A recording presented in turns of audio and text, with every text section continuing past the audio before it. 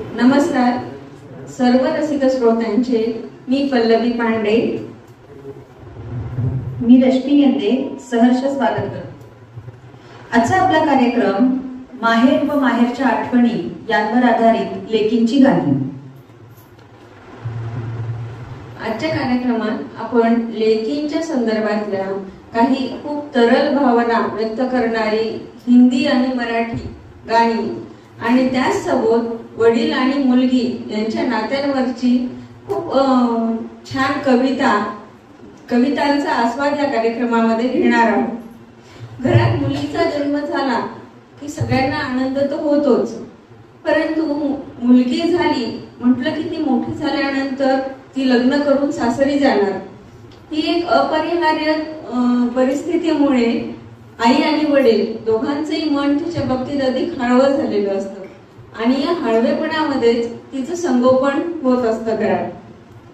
आता वडील अधिक मुलीबद्दल हळवे होतो असं सगळ्यांनाच माहिती आहे, तर त्यामुळे त्या वडिलांना कधी मुलगी बाय वाटते तर कधी ती दुधावरची साय वाटते. आणि मुलीचं जर वर्णनच करायचं झालं, मुलगी म्हणजे काय हे जर सांगायचं झालं तर इतक्या सुंदर ओळी आहेत माझ्याकडे. शर्यत लागली होती जगातील आनंदाला एकाच शब्दात लिहिण्याची, ते सगळे पुस्तके शोधत राहिली आणि मी मुलगी लिहून आलो. सुंदर ओळी. खरंच मुलीचं आगमन हे घरात आनंददायी वातावरण तयार करतं. तिचं बालपण, तिचं संगोपन, तिची कुमारावस्था, वयात आल्यावरती लग्नाची लगबग, लग्नानंतर तिचं आयुष्य, तिच्या जबाबदाऱ्या या सगळ्यात ती गुरफटून जाते. पण तिचं मन सतत कुठेतरी माहेरच्या आठवणीत, माहेरच्या लोकांमध्ये गुंतून राहतं.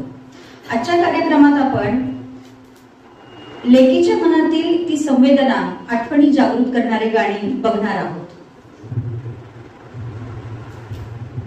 आजच्या कार्यक्रमाची सुरुवात प्रथम आपण लोरी गीताने करणार आहोत. आता हे लोरी गीत जेव्हा तान्हा बाळ आपल्या घरी येतं, त्या तान्ह्या बाळाला रडत असताना त्याला शांत करण्यासाठी किंवा त्याला झोपवण्यासाठी ही लोरी गीत गायली जातात.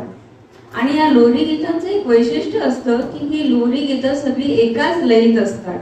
त्या लयीमुळे ते बाळाला सूर ताल त्यावेळेला समजत नसतील, पण ती लय समजत असल्यामुळे त्या एका लयीची धून लागते आणि ते बाळ त्याच्यात गुंगून जातं. अशी ही लोरी आज आपण पाहणार आहोत. इथे जी एक लोरी आपण घेणार आहोत त्या लोरी मुलीवर आधारित आहे. आपल्या चित्रपट सृष्टीमध्ये लोरीचं वैशिष्ट्य आहे की ती मुलांसाठीची लोरी आणि मुलींसाठीची लोरी अशा दोन्ही लोरी वेगवेगळ्या पद्धतीने आपल्याकडे गायला गेलेल्या आहेत. तर त्यामुळे आज आपण मुलींच्या संदर्भातली अर्थातच इथे लोरी घेत आहोत. यामध्ये इतके सुंदर शब्द आहेत. त्यात मजरू म्हणतात की रेशम से डोर अगर पैरों को उलझाए, घूंगर का दाना कोई शोर मचा जाए, रानी मेरी जागी तो फिर निंदिया तू बहलाना. मुलींसाठी स्पेशल ही लोरी लावलेली असल्यामुळे त्यांनी घुंगरू आणि राणीचा संदर्भ देऊन ह्या लोरीची रचना केलेली आहे. यातील हळूवार शब्द आणि पडद्यावर जेव्हा आपण हे गाणं बघू तेव्हा सुलक्षणा तिच्या चेहऱ्यावरचे जे भाव आहेत त्या चेहऱ्यावर विलक्षण समाधान, माया असे सगळेच भाव आपल्याला दिसून येतात. शब्दांची रचना मजरूह सुलतानपुरी यांनी खूप सुंदररित्या केली आहे. आजच्या या लोरीने आपण कार्यक्रमाची सुरुवात करूया. चित्रपट सुजाता, संगीतकार एस डी बर्मन, गीता दत्त यांचा आवाज.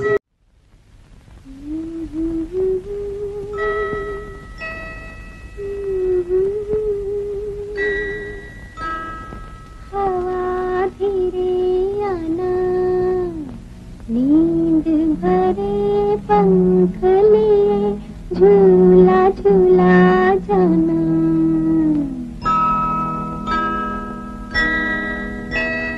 नन्ही कली सोने चली, हवा धीरे आना, नींद भरे पंख लिए झूला झूला जाना नन्ही कली सोने चली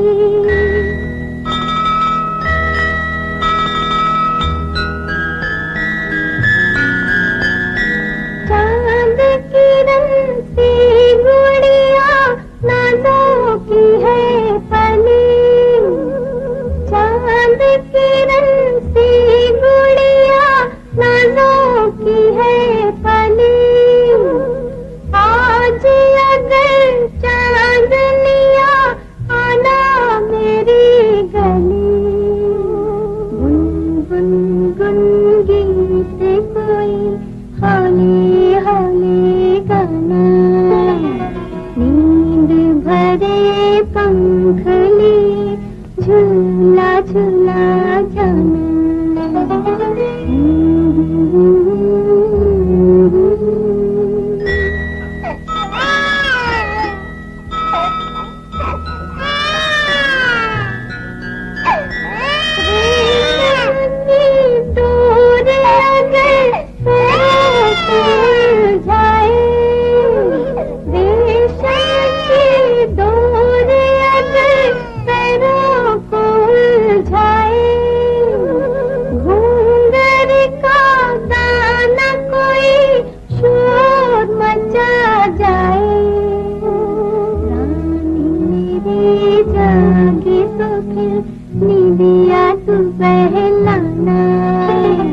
नींद भरे पंख लिए झूला झूला जाना नन्ही कली सोने चली हवा धीरे आना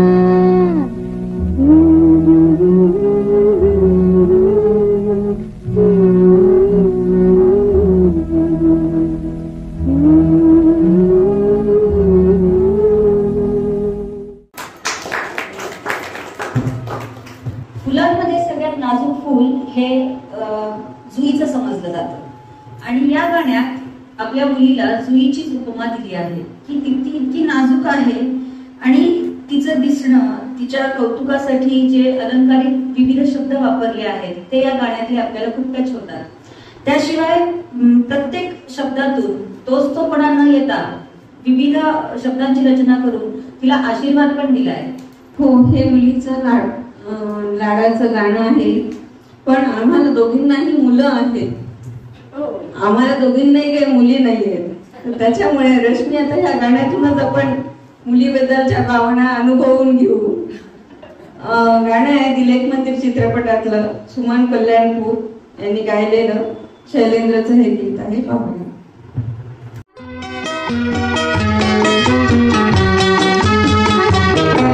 जूही की कली मेरी लाडली नासों की पली मेरी लाडली ओ किरण जुग जुग तुझे नन्ही सी परी मेरी लाडली ओ मेरी लाडली जूही की कली मेरी लाडली नासों की पली मेरी लाडली ओ किरण जुग जुग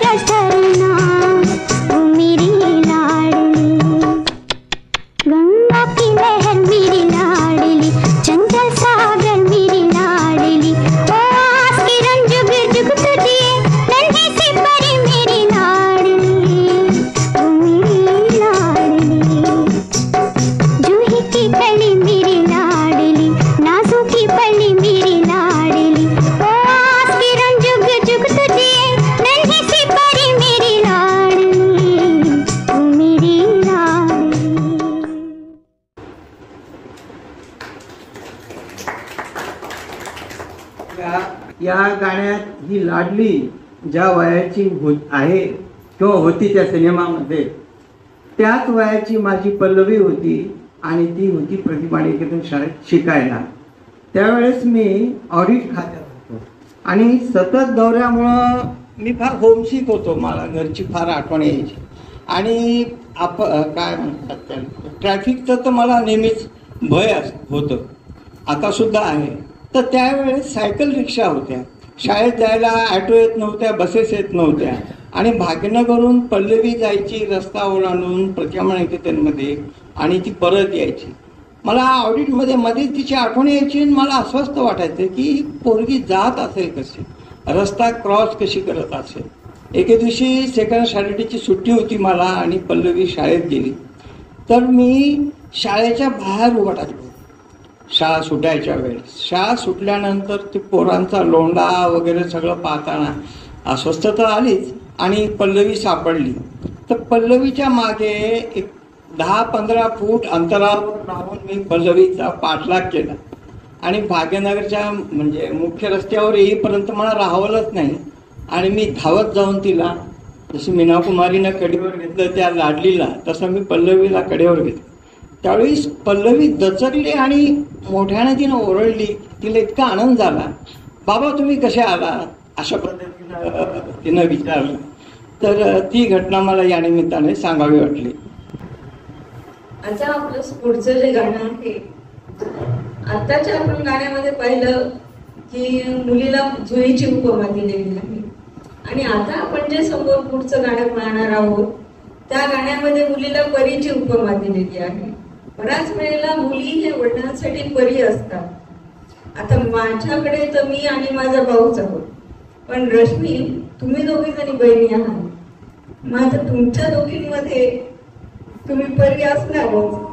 आणि मग तो किस्सा जो होता तुझ्या लहानपणीचा, मेघनाचा आणि तुझ्या आठवणीचा, तो सांग ना जरा.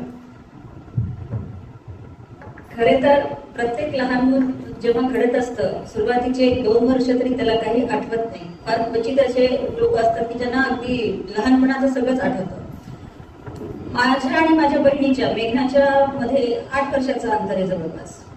त्याच्यामुळे माझं बालपण मी तिच्या बालपणात पाहिलं आणि या गाण्यातल्या जशा ओळी आहेत की उसके आने से मेरे आंगन में खिल उठे फूल गुनगुनाई बहार. मेघनाचं बालपण, तिचे बोबडे बोल, तिच्या पैंजणाची छुमछुम यामुळे आमच्या घरातील वातावरण खरंच संगीतमय झालं. आणि तिच्याबद्दलचा तो पॉझिटिव्हपणा, मी मोठी ताई असणं, हे गाणं जेव्हा जेव्हा मी ऐकते मला म्हणजे मी तिच्या बालपणात नकळत माझ्या बालपणात हरवून जाते. आपण पाहूया. मेरे घर आई एक नन्ही परी, कभी कभी चित्रपटातलं लता मंगेशकरने गायलं होतं.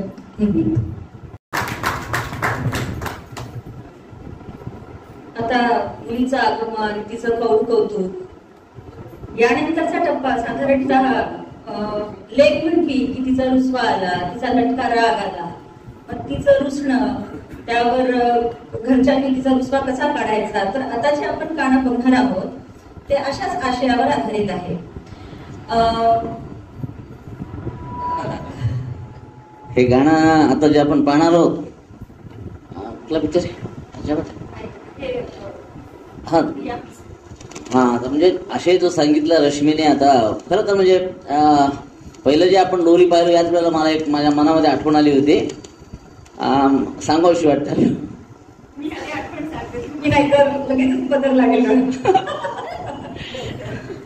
तर म्हणजे या पोरींपेक्षा आम्हा दोघांना सांभाळायची वेळ येणार. आम्ही गेले जवळपास 20 दिवस झाले ही गाणी इतकी ऐकतोय आणि आता म्हणजे आमच्या भावना त्याच्यामुळे आपण जरा कंट्रोल ठेवतोय, बाकी काही नाही.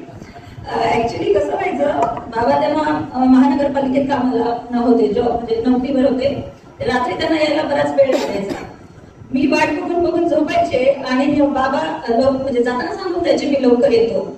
येणं झालं नाही, मग मी रुसून एका छोट्याशा कागदावरती बाबा करतील एवढंच लिहायचे आणि आईकडे तो कागद घेऊन टाकायचे. बाबा आल्यावर ते कधी कधी असं व्हायचं की बाबा आलेले मला कळायचं पण मी जाणून द्यायची नाही. मग आई त्यांना म्हणायच्या, सोनू फार रागवली तुमच्यावर बरं का, मी आजही उशीर केला, ते बघा ती पत्र दिले. आणि मग दुसऱ्या दिवशी सकाळी ते रुसूबाई रुसू, कोपऱ्यात बसू, बाबा आले की फुटकन हसू, असं काहीतरी करून ते माझा रुसवा काढण्याचा प्रयत्न करायचे. हे गाणं जेव्हा मी निवडलं, मला माझ्या बालपणाचा तो किस्सा चटकन आठवला. रश्मीच्या त्यावेळेच्या अक्षरामध्ये लिहिलेल्या ज्या चिठ्ठ्या आहेत त्या आजही जपून ठेवल्यात मी. आणि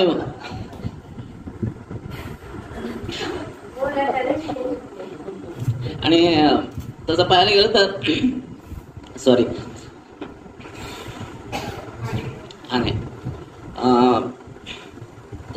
सांगायचं म्हणजे मला ह्या बालपणच्या आठवणी ज्या आहेत ना, ह्या आपल्या म्हणजे प्रत्येकच आईवडिलांच्या मनामध्ये इतक्या काही दृढ अशा बसलेल्या असतात की त्या असाच काही ऑक्सिजन निघालं तरच निघतात. किंवा मग पाहता पार आपण एखादा अल्बम वगैरे पाहतो आणि जुन्या फोटोच्या आठवणी म्हणून आपण काढतो. आपण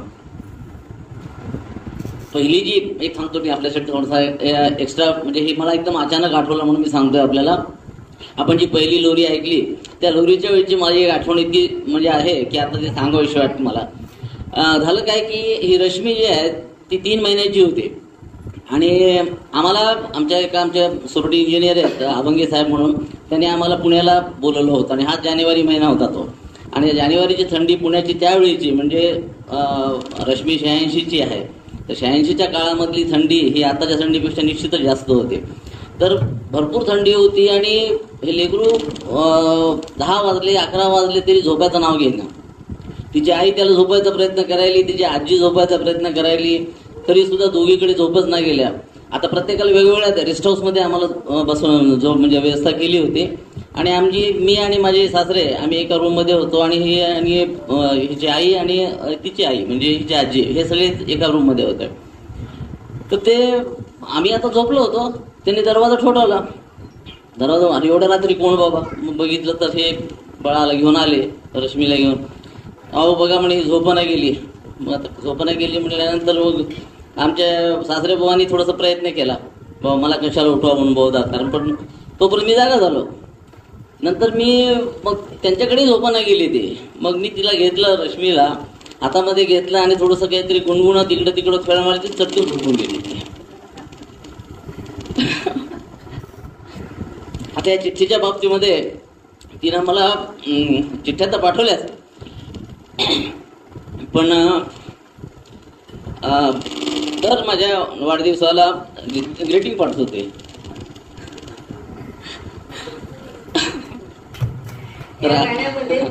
आपण दाखवलेलं आहे की ही मुलगी रुसून बसते खरी, परंतु तिची जेव्हा समजूत काढल्या जाते तेव्हा तिची समजूत डायरेक्ट तिच्याकडे पाहून काढल्या जात नाही. तर ती आधी तिची बाहुली हातात घेऊन तिच्या खेळण्यांना उद्देशून तिच्याकडे थोडंसं दुर्लक्ष केलेलं आहे, अशा भावनेतून त्या मुलीची समजूत काढलेली आहे. जसं रश्मीची आई काकांना सांगायची रश्मीकडे दुर्लक्ष करून की बघा ती रुसली आहे बरं का, अशा अँगलचं हे पण गाणं आहे. आणि रश्मीचा राग जो व्यक्त केलाय तिने तिच्या वडिलांवर, असाच राग मुली वडिलांवर राग व्यक्त करत असतात. आणि राग व्यक्त करणाऱ्या मुलींचं वर्णन करणारी एक कविता माझ्याकडे आहे. कविता आहे बी रघुनाथ यांची. त्या कवितेचं नाव आहे मुलीसा आला राग. कविता तुझ्या एक्सप्रेशन सगळ्यांना सांग, वर्णन करतील तुझ्या एक्सप्रेशनच्या या कविता की मुलीसा आला राग काय नवल आगीत लागला फुलावयाला बाग, डिवऱ्या झाल्या निळ्या बाहुल्या गाली निटली चिबऱ्या सुटल्या, फू फू करी हा फना काढुनी गोड विषांचा नाद, मुलीसा आला राग. काका असंच होत असेल ना? नाही बोलायचं की नाही, छान कविता पूर्ण होते तुझी झाली का? तर आता हेच आहे, आता जो इश्यू जो निघाला ना तर त्याच्यामध्ये तिचा लटका राग असायचा, तो काही खरा राग नसायचा. कारण मी तिला सकाळी लगेच समजून सांगायचं त्यावेळेला म्हणजे ती कळी खुलायची तिची. हा म्हणजे तिचं मी बऱ्याच वेळा बघितलं होतं की मी ऑफिस व्हायचं दरवाजामध्ये असं थांबून ती वाट उभा राहायची की बाबा केव्हा. तर माझी म्हणजे हिची आई नेहमी म्हणायचे, काय हो मला कधी विचारते तुमचंच नेहमी नका घेत राहते, बाबाच करत असते नेहमी म्हणून. लोरीचा जो वसा आहे बाबांचा तो माझ्यानंतर माझ्या मुलाने कंटिन्यू ठेवला. माझा मुलगा लहानपणी जेव्हा असंच मी इथे जेव्हा डिलिव्हरीसाठी होते तो रात्री बाबांजवळच झोपायचा आणि त्यांच्याजवळच लोरीच्या याच्याने तो शांत व्हायचा. तर आपण बघूया पुढचं गाणं जे आहे दोस्ती या चित्रपटातील लता मंगेशकर अजरूल सुलतानपुरींचे हे जे शब्द आहेत, या मुलीचा रोल केला आहे बेबी फरीदा. तिच्या चेहऱ्यावरचे भाव या गाण्याला म्हणजे पुरेपूर न्याय त्यांनी दिला आहे, त्यामुळे हे गाणं अधिक जास्त छान वाटतं. आता याच रुसव्याच्या अनुषंगाने एक कविता आपण ऐकणार आहोत. या कवितेचा आशय जर आपण पाहिला तर इथे मात्र रुसव्याचं कारण वेगळं आहे. या कवितेतली जी मुलगी आहे बरोबरीच्या मैत्रिणींमध्ये जेव्हा ती जाते तेव्हा तिच्या मैत्रिणींमध्ये तिला हिणवलं जातं, कमीपणा दाखवला जातो आणि त्यामुळे तिला झालेली वेदना ती तिच्या वडिलांना येऊन सांगते. तिचं ते कारण ऐकून वडिलांनाही दुःख होतं आणि वडिलांनी तिची कशा प्रकारे समजूत काढली आहे या आशयाची ही कविता आहे. ही कविता नारायण मुरलीधर गुप्ते कवी बी यांची माझी कन्या नावाची ही कविता आहे. तिचे वडील गरीब असतात आणि गरीब परिस्थितीमुळे तिचे वडील गरीब असतात आणि त्या गरीब याच्यामध्ये तरी त्यातल्या त्यात नवीन कपडे वगैरे घालून ही 7-8 वर्षाची पोर असते जी त्या दिवशी नवीन कपडे वडिलांनी आणून दिलेले घालून मैत्रिणींमध्ये खेळायला जात असते. परंतु त्यांच्या मनाने तिच्या मैत्रिणी जरा श्रीमंत असतात आणि त्या तिच्या कपड्यांवरून तिच्या गरीब परिस्थितीवरून तिला हिणवतात आणि तिला अपमानित करतात. आणि हा अपमान तिच्या इतका जिव्हारी लागतो की आपली परिस्थिती गरीब आहे, कदाचित ही आईविना वाढलेली पोर असावी, पण खूप रुसून हिरमुसून ती घरी येऊन रुसून बसते आणि तिच्या वडिलांना तिचं हे रुसणं पाहवत नाही. त्यांना ते परेशान होतात की आता मी कशा पद्धतीने माझ्या मुलीची समजूत काढू आणि तिला तिचं मोठेपण जो एक कमीपणा मैत्रिणीमुळे आलेला असतो तिला तिचं मोठेपण मी कसं सांगू, ह्या विवंचनेत असताना त्यांनी केलेली ही कविता आहे. आणि ही कविता करताना मुलीची समजूत घालून देताना त्यांनी वेगवेगळ्या प्रतिमा अलंकार वापरून त्या मुलीचा मोठेपणा त्यांनी त्याच्यात दाखवून दिलेला आहे. आणि ही मुलगी इतकी निरागस आहे. त्या कवितेच्या शेवटच्या ओळींकडे जेव्हा तिचे वडील येतात तेव्हा ती सगळा राग अपमान गरीब भावना विसरून जाते आणि वडिलांच्या गळ्यात पडते. शेवटच्या ओळी ह्या कवितेच्या जास्त परिणामकारक आहे की त्या वडील म्हणतात शेवटी की बाई तू इतकी रुसलेली आहेस तर देव देतो सद्गुणी बालकांना, काय म्हणून आम्हासी करंट्यांना, दूर त्यांच्या गावास जाऊन या, गुण घेतो हे त्यासी पुसवून या. आणि असं म्हटल्यानंतर त्या मुलगी गडबडून जाते. ती म्हणते गावी जातो ऐकता त्यास काली. त्या मुलीची मनस्थिती दाखवलेलं गेली. गावी जातो ऐकता त्यास काली, पार बदलून ती बालसृष्टी गेली. गळा घालून करपाश रेशमाचा, वद येते मी ओर आज्ञेवाच्या. ती इतकी निरागस असते की तिला असं वाटतं की वडील आता कुठेतरी जाणार म्हणजे मी त्यांच्या सोबत येणार. मग तो अपमान राग हिणवल्या गेलेलीची भावना ती एका क्षणात विसरून जाते. अशी ही खूप सुंदर आशय असलेली कविता. या कवितेसाठी जे चित्र निवडलं आहे ना ते चित्र पण अगदी समर्पक आहे. मुलीचा चेहरा, तिची निरागसता आणि तिची उभी राहण्याची ढब यामुळे या कवितेतल्या ओळी या अगदी पुरेपूर समर्पकरित्या आपल्याला बघावयास मिळतील. आपण ऐकूया ही कविता.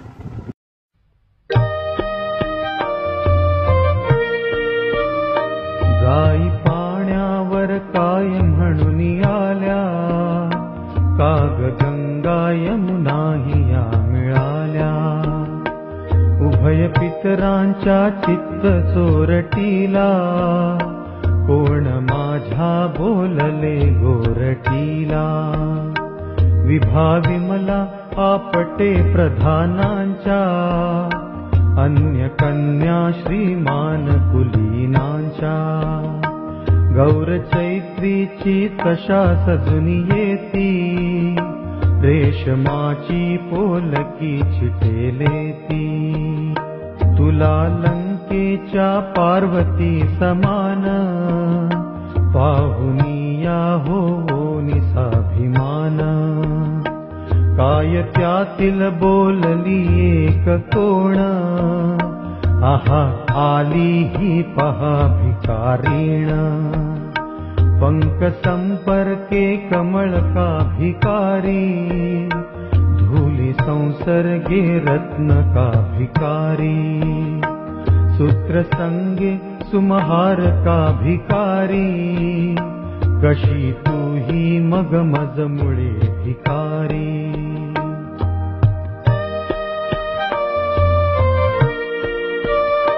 लाट उसळोनी जळी खळे व्हावे, त्यात चंद्राचे चांदणे पडावे, तसे गाली हासता तुझ्या व्हावे, उचंबळुनी लावण्यवर व्हावे, नारी मायेचे रूप हे प्रसिद्ध, सोस देण्याचा त्यास जन्मसिद्ध, तोच बीजांकुर धरी तुझा हेतू, विलासाची होशील मोगरी तू.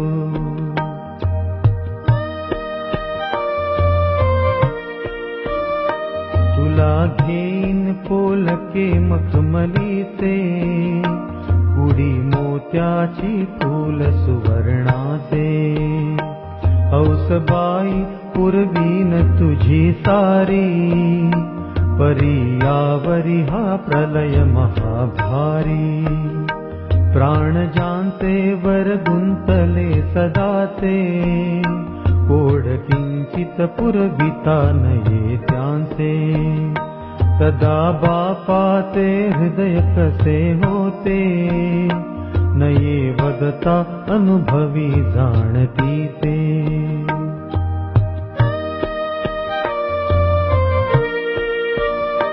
देव देतो सद्गुणी बालकांना, काय म्हणून आम्हास करंट्याना, लांब त्याच्या गावास जाऊनिया, गूढ घेतो हे त्यास पुसोनिया, गावी जातो ऐकता त्याच काली, पार बदलून ती बाल सृष्टी केली, गळा घालून करपाश रेशमाचा, वदे येते मी पोर अज्ञवाचा.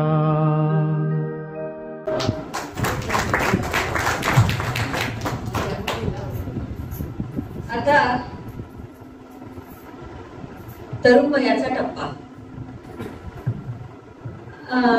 लेकीचं आता लग्न किंवा भावंड जेव्हा घरामध्ये तरुण वयात जेव्हा त्यांचं लग्न साधारणतः ठरवण्याचं बरं संशोधन मधुर संशोधन जेव्हा चालू असतं, त्या काळात बहीण भाऊ एकमेकांची चेष्टा करतात, एकमेकांची मस्करी करतात. बहीण भावाला म्हणते की गोरी गोरी पार फुलासारखी छान, दादा मला एक बहिणी आहे. म्हणजे मी माझ्या मोठ्या भावाला, काकाचा जो मोठा मुलगा होता त्याला मी असंच चिडवायचो आम्ही. तर ही थट्टा मस्करी बहीण भावामध्ये आजचं हे जे आता आपण गाणं बघणार आहोत ते याच धर्तीवर आधारित आहे, याच कन्सेप्ट वरती आहे. यात पण बहीण भाऊ एकमेकांची चेष्टा करतायत, आपल्या पुढील आयुष्याचे स्वप्न दोघेही समांतर पाहत आहेत, पण अप्रत्यक्षपणे व्यक्त होत आहेत. गाण्याची चाल अतिशय सुंदर आणि वेगवान चाल असल्यामुळे थोडासा आपल्या कार्यक्रमाला आणि या गाण्यालाही एक वेग आल्यासारखा वाटतो याच्या संगीतामुळे. तू म्हणतेस ते बरोबर आहे रजनी, या गाण्यामध्ये बहीण भावांची चेष्टा मस्करी आहे जरूर, परंतु बघ हा एक भाऊ मोठा भाऊ असावा तिचा, आणि त्याच्यामध्ये एक संवेदनशील मन पण आहे. मोठेपणाचं आणि आपली लहान बहीण आहे तिला जपावं ही भावना पण त्याच्या मनात आहे. म्हणूनच तो सुरुवातीला म्हणतो, जेव्हा त्यांची थट्टा सुरू असते तेव्हा तो म्हणतो की मत देख उधर को ले जाएगा, तुझे अपनापणा के ले जाएगा. आणि नंतर हाच भाऊ जेव्हा तिला म्हणतो की जब तू पी घर जाएगी, म्हणजे तू खुशी खुशी जा, तू आनंदात म्हणजे नवऱ्याच्या घरी जा, मी तुला कधीही अंतर देणार नाही, मी तुझा माहेर कधीही सोडणार नाही आणि मी तुझ्या राखीची लाज निभावे, तुला सतत माहेर पण देईल. आणि खरोखरच आहे, आई वडिलांनंतर माहेरी जो भक्कम आधार असतो तो अशा भावाचाच असतो. आपण पाहूया राजेंद्र कृष्ण यांनी लिहिलेलं, रफी लताने गायलेलं वो दूर जो नदिया बहती है बरखा चित्रपटातून.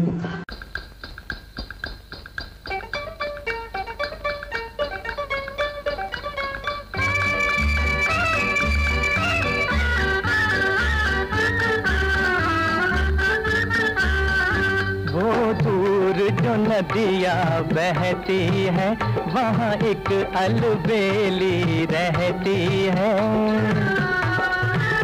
वो दूर जो नदियाँ बहती है वहाँ एक अलबेली रहती है.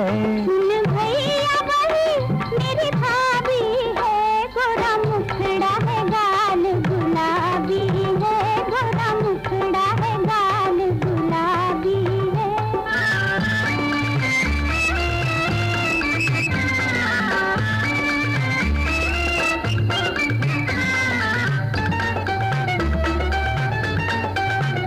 देखो उस पीपल के नीचे कोई मस्त खड़ा है अखियाँ नीचे, देखो उस पीपल के नीचे कोई मस्त खड़ा है अखियाँ नीचे. मत देख उठा के ले जाएगा, तुझे अपना बना के ले जाएगा, तुझे अपना बना के ले जाएगा.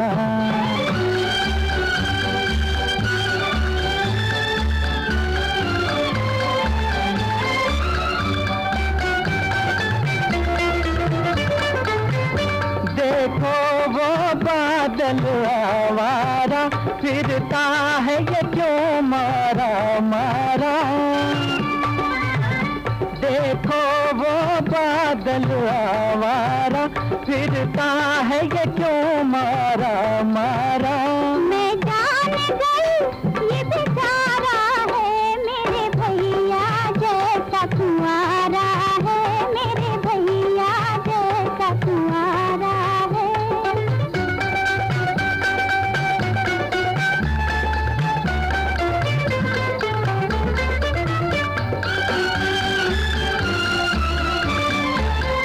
वो पंछी उड़ता जाता है, मीठी धुन में कुछ गाता है. वो पंछी उड़ता जाता है, मीठी धुन में कुछ गाता है. कहता है तू घर जाएगी, फिर भैया को याद न आएगी, फिर भैया को याद न आएगी.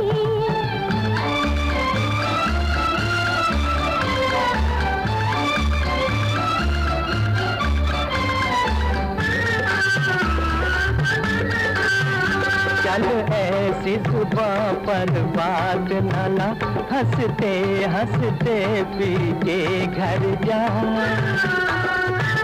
चल ऐसी जुबां पर बात न ला, हंसते हंसते पी के घर जा. तेरी रात की लाज निभाऊंगा, जीते जीना तुझको बुलाऊंगा, जीते जीना तुझको बुलाऊंगा. काय झालंय रश्मी, इथं भावानं बहिणीची थट्टा केली आहे, ठीक आहे. ही अभिनेत्री नंदा आहे आणि त्या दिग्दर्शकानं सुद्धा नंदाची थट्टा केली. चालत्या बैलगाड्यात ऊस खायला लावणं किती तावदायक आहे. दुसरं फळ द्यायला पाहिजे ना. उसामुळं दात दुखायचे रक्त, मला तिचीच काळजी वाटू लागली. गाणं म्हणता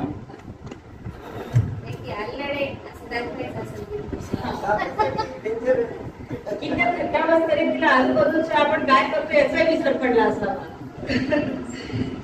लेकीचं लग्न ठरत असताना तिच्या मनातील जी उलघाल असते किंवा तिच्या मनात, कारण आता नवीन प्रवास सुरू होणार, या बाबतीत तिचं कुतूहल म्हणा, उलघाल ती तर असतेच, पण तिच्यासोबत घरातल्यांच्या ज्या संवेदना असतात, घरातल्यांचं जे मन हळवं होतं, घरातल्यांसोबतच सगळ्यात जास्त ज्यांच्यावर परिणाम होतो त्या म्हणजे तिच्या सख्या मैत्रिणी. आणि आता जे गाणं आपण बघणार आहोत त्यात पण मैत्रिणी सांगतायत तिला की पुढे तुझं आता नवीन आयुष्य आहे, तुझा संसार आहे, सुख आहे, सगळी सुख तुझ्या पदरी असतील, पण या सगळ्या आनंदात तू आम्हाला विसरू नकोस, आम्हाला विसरू नकोस. प्रत्येक ओळीमध्ये हे आम्हाला विसरू नको ही जी भावना आहे ना, ती प्रत्येक स्त्री या फेज मधून जाते. खरं आहे रश्मी. ह्याच्यामध्ये मैत्रिणीचं लग्न ठरल्यानंतर ज्या मागे मैत्रिणी राहतात त्यांना ही हुरहुर लागलेली असते, कारण आयुष्यभर आता सोबत तिची सवय झालेली असते कॉलेजपासून, शाळेच्या दिवसांपासून, आणि आता ती जाणार, तिच्या प्रायोरिटी बदलणार आणि आपण मागे राहणार. ही भावना या मैत्रिणीला फार अस्वस्थ करते. एक योगायोग बघ रश्मी, माझं जेव्हा लग्न व्हायचं होतं, माझ्या लग्नाच्या आधी नुकतंच माझ्या एका मैत्रिणीचं लग्न झालं आणि ती आणि मी, आम्ही दोघी जणी सतत सोबत राहायचो आणि तिचं लग्न झाल्यामुळे माझ्या मनामध्ये हीच हुरहुर निर्माण झाली होती त्या दिवसात. आज हे गाणं जेव्हा आम्ही या कार्यक्रमासाठी निवडलं तेव्हा मला त्याच दिवसांची आठवण झाली. आज 20 वर्षापूर्वी ही हुरहुर मनात असताना मी एक लेख लिहिला होता आणि तो तेव्हा मधुरा पुरवणीमध्ये आला होता, सकाळ पेपरच्या. 2004ची ही गोष्ट आहे. मैत्रीतलं अत्तर या नावाने आमच्या दोघींची मैत्री कशी होती आणि आता मला कशी ती हुरहुर लागतीये मैत्री सुटून गेल्याची, हाच आशय होता त्याही कवितेचा, त्या माझ्या लेखाचा. पण त्यावेळेला हा जो मी लेख लिहिला त्यावेळेला मला हे गाणं, या गाण्याकडे लक्ष नव्हतं गेलं माझं. पण आज ह्या कार्यक्रमाच्या अनुषंगाने जेव्हा हे गाणं आम्ही निवडलं त्यावेळेला मात्र ह्या गाणी मला त्या दिवसात घेऊन गेली. माझ्या त्या लेखाची मला पुन्हा ह्या गाण्यानेच स्मरण करून दिलं, आठवण करून दिली की आपण या विषयावरचा लेख लिहिला होता. आपण पाहूया चोरी चोरी या चित्रपटातील शैलेंद्र यांची रचना, लता आणि आशा भोसले यांचा आवाज. मन भावन के घर जाए गोरी, मन में घर आए गोरी, बंधी रहे ये प्यार की डोरी, हमें ना भुलाना, हमें ना भुलाना, हमें ना भुलाना, हमें ना भुलाना. मन भावन के घर जाए गोरी, मन में घर आए गोरी, बंधी रहे ये प्यार की डोरी, हमें ना भुलाना, हमें ना भुलाना, हमें ना भुलाना, हमें ना भुलाना.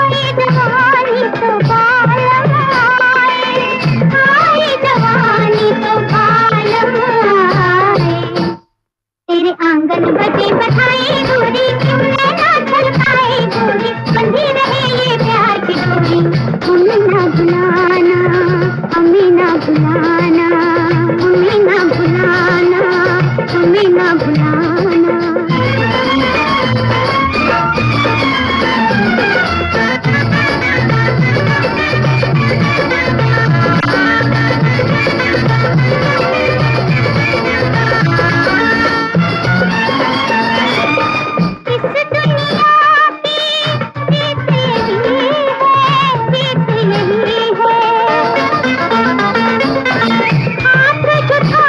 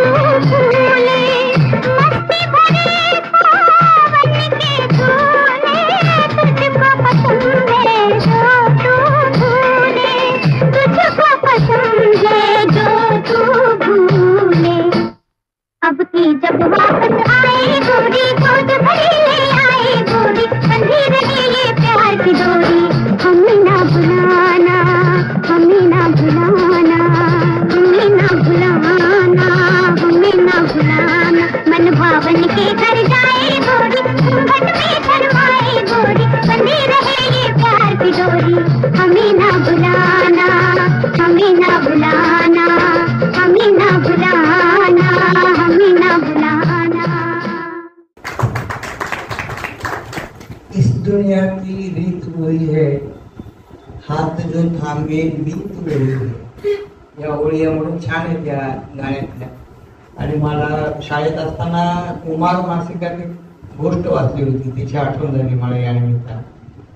कुमार मासिकाची ती गोष्ट अशी होती की एका माणसाला 2 मुली होत्या आणि त्या दोन्ही मुली एकाच गावात दिल्या होत्या. एक दिली होती शेतकऱ्याकडे आणि एकीचा नवरा होता कुंभार. मुलींची बरेच दिवस झाले भेट झाली नाही, म्हणून बाबा एके दिवशी त्या गावात जातात.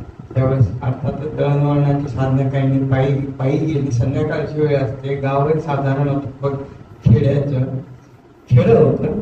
आणि आधी शेत लागतं.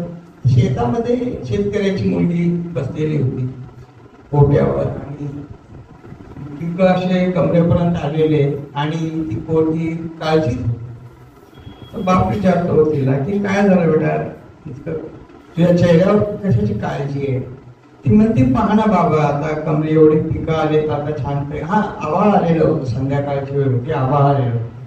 तर ती पोरगी म्हणते पहा ना, नुसतंच आभाळ येते आणि पाऊस काही पडत नाही, माझ्या पिकांचं कसं होईल? तर बाप तिला आशीर्वाद देतो, काळजी करू नको बेटा, पाऊस पडेल. आणि जिथून तो निघतो दुसऱ्या मुलीकडे कुंभाराच्या, तिथं अंगणामध्ये ती मुलगी अंगणातच बसली होती. बरेच मडके अशा अंगणात पसरून ठेवलेले होते आणि पोरगी अर्थातच काळजीच होती. हा विचारतो की काय झालं बाबा, तुझ्या चेहऱ्यावर अशी काळजी कशामुळे? तर ती म्हणते पहा ना बाबा, आताच हे सगळे मडके तयार केलेले आहेत, कच्चे मडके आणि आभाळ येऊन बसले, आता पाऊस आला तर माझं कसं होईल? तर शेतकरी म्हणतो काळजी करू नको बेटा, पाऊस पडणार, अशी गोष्ट आहे. हात जो थांबे मीत होईल, त्याला पर्याय अपरिहार्यता लेकीच्या बाबतीत बापाला जाणवणार नाही, त्यांची ही कथा.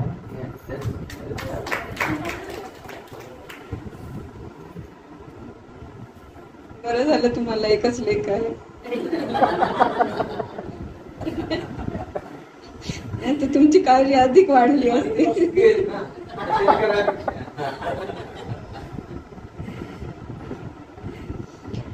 आता आपण पाहिलं मैत्रिणींची हुरहुर, पण जिचं लग्न झालेलं असतं तिच्या मनात मिलनाची जी आस लागलेली असते त्याच्यावर आधारित आता हे गाणं आपल्याला पाहायचं आहे.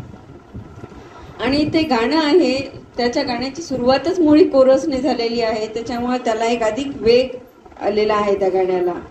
आणि नंतर आशा भोसले स्वतःशीच संवाद साधल्यासारखी तिच्या मिलनाच्या विचारांमध्ये घडून गेलेली दाखवलेली आहे. हे गाणं खरं तर एका मोठ्या महालात चित्रित झालेलं आहे.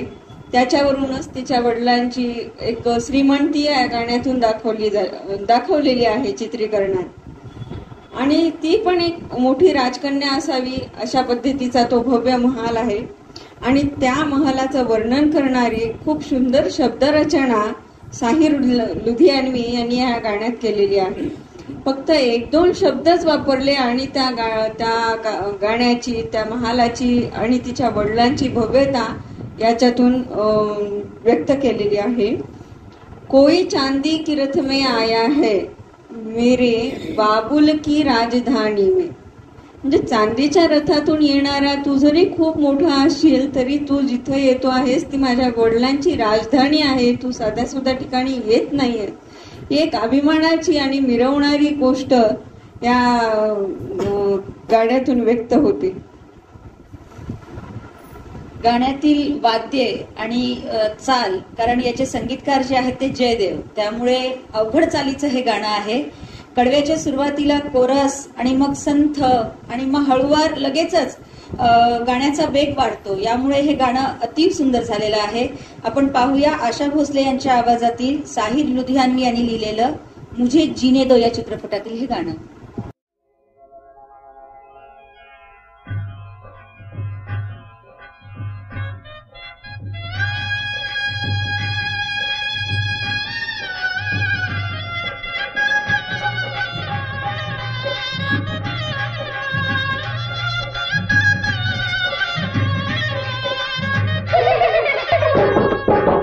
माँ में भर ले रंग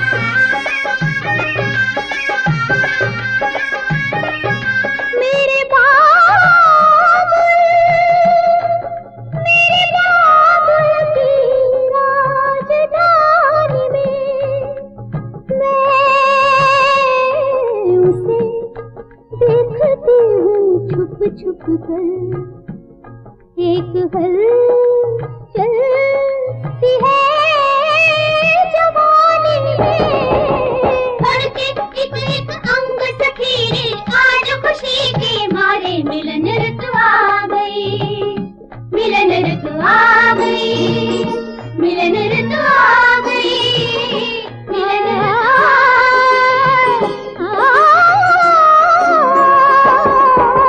माँ ने भर ले रंग सखीरे, आंचल भर ले तारे, मिलन ऋतु आ, मिलन ऋतु आ, मिलन ऋतु आ गई।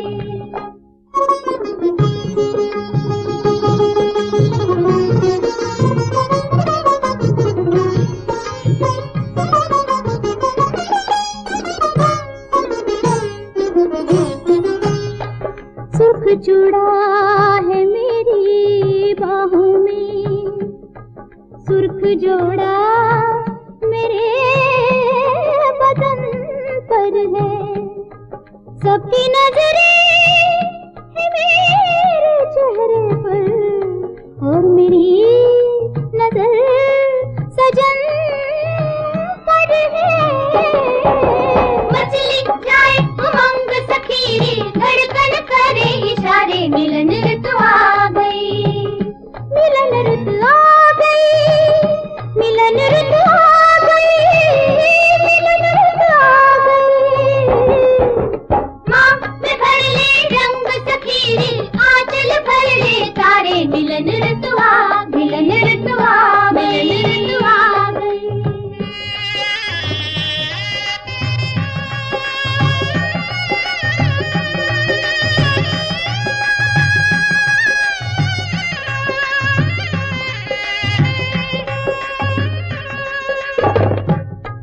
मेरी डोली सजा रहे हैं कहाँ, फूल बिखरे हुए हैं राहों में, फूल बिखरे हुए हैं राहों में, जिनकी बाहों की आरज़ू थी मुझे, जा रही हूँ मैं उनकी बाहों में। अंगना लाके तंग सखीरे, पिया जब बाह पसारे, मिलन ऋतु आ गई, मिलन ऋतु आ गई, मिलन ऋतु आ गई, मिलन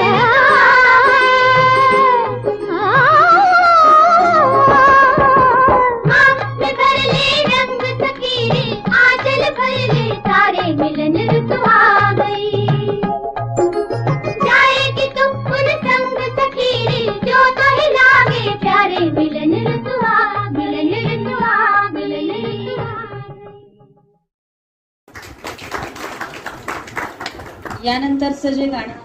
यानंतरचं जे गाणं आहे ते अनोखी रात या चित्रपटातील, आणि याचे संगीतकार आहेत रोशन. आता संगीतकार रोशन म्हटलं की सर्व हक्क सुरक्षित बाबांकडे, त्यामुळे बाबांचे आवडते संगीतकार असल्यामुळे बाबा तुम्ही या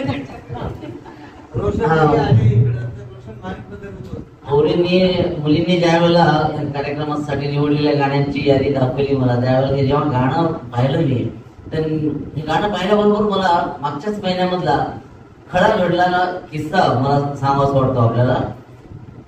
सिनेमाची गाणी आपल्या जीवनावर, आपल्या त्या घटनेला, त्या प्रसंगाला कशा पद्धतीनं बदलून टाकू शकतात, त्याचं एक अत्यंत चांगलं उदाहरण या गाण्याचं मला अनुभवायला मिळालं. मागच्याच महिन्यामध्ये डिसेंबरमध्ये माझ्या एका जवळच्या मित्राच्या मुलीचं लग्न होतं, आणि त्या लग्नामध्ये आता सगळं सोपस्कार वगैरे, लग्न अक्षता सगळं झालं, लग्न लागलं, जेवण वगैरे झाले, आणि तसं प्रत्येक मुलीच्या जीवनामधली ती एक घटना असते की ज्याला आपण अनेक शब्द बोलवण म्हणतो, पाठवणी म्हणतो, विदाई म्हणतो, तर तो चालू असतो. तर तो ज्या वेळेला चालू असतो, आता ज्यांना कोणाला मुलगा असेल किंवा मुलगी असेल, परंतु हा प्रसंग प्रत्येक जण अनुभवतात. मुलं असलेले सुद्धा हा अनुभवतातच, कारण पाठवणीच्या वेळेला ती सुद्धा त्या ठिकाणी उपस्थित असतात. तर त्या लग्नामध्ये ते नेहमीप्रमाणे आपलं जे बाबुल की दुआए लेती जा आणि गंगा यमुना डोळ्यात उभा का वगैरे असं लावण्याची प्रक्रिया चालू होती. तेवढ्यात त्या मुलीच्या वडिलांनी सांगितलं थांबा हे गाणं नका लावू, मी सांगतो ते लावा. आणि त्यांनी महिलोंका राजा हे अनोखी रात मधलं गाणं लावलं. आणि पाहता पाहता हे गाणं ज्या वेळेला रेकॉर्ड लागायला म्हणजे मायक्रोफोन वाजायला लागलं, पूर्ण माहोल बदलून गेला. कारण त्या गाण्याचे जे शब्द आहेत, महिलोंका राजा मेला की राणी बेटी राज करेगी, इतकं मान दिलं गेला की तू आता जिथे कुठे जाशील त्या ठिकाणी तू राज्य करशील, तो खुशी खुशी करतो विदा. त्यामुळं आनंदाचं वातावरण तयार झालं. त्या मुलीच्या चेहऱ्यावर सुद्धा असं हलकंसं स्मित उमटलं. अरे म्हणजे आणि आजूबाजूचे लोक जे रडणारे वगैरे जे होते, आता माझ्यासारखा भावनाशील माणूस असे रडण्याच्या वेळेला सुद्धा रडतो. त्यामुळे ते गाणं ऐकताना एकदम असं माहोल चेंज होऊन गेला एकदम. आणि जे आता नीलकमल मधलं ते बाबुल गीत आहे की वाईट नाही, गाणं चांगलं आहे ते, किंवा लताजींचं, पण आता या गाण्याचं मुळे जे एक वेगळीच भावनात्मकता ते तयार होते, त्याच्याऐवजी ह्या गाण्याचा अर्थ सुद्धा तोच आहे. इथं सुद्धा मुलीची रवानगीच होते, पाठवणीच होते, परंतु ती एक पॉझिटिव्ह असताना की बाबा तू जाशील त्या ठिकाणी सुखी राह, तू जाशील त्या ठिकाणी राज्य करशील, अशा अर्थाचं हे गाणं इतकं सुंदर आहे.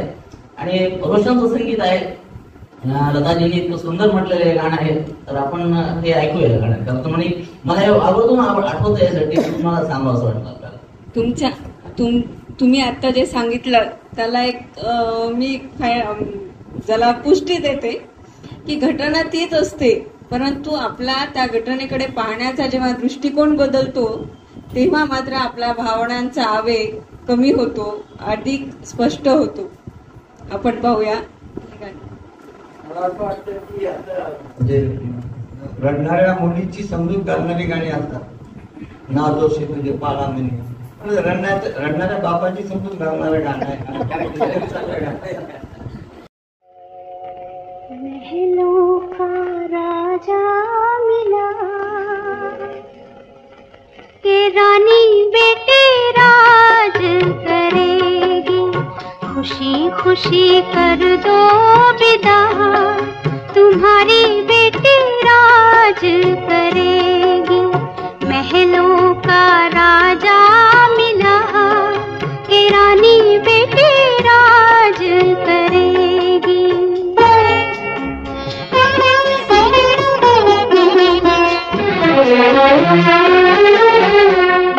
गलियों गलियों धूम मचेगी, गलियों गलियों धूम मचेगी, कांधे कांधे डोली चलेगी, डोली में डोलेगा जिया,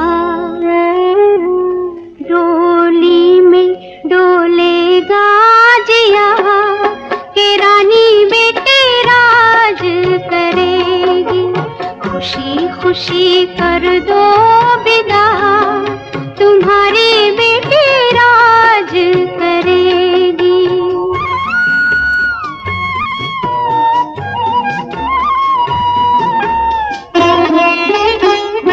जिस घर जाए स्वर्ग बना दे, जिस घर जाए स्वर्ग बना दे, दोनों कुल की लाज निभा दे, यही बाबुल जी देंगे दुआ, यही बाबुल जी देंगे दुआ के रानी बेटी राज करेगी. खुशी खुशी कर दो विदा, तुम्हारी बेटी राज करेगी.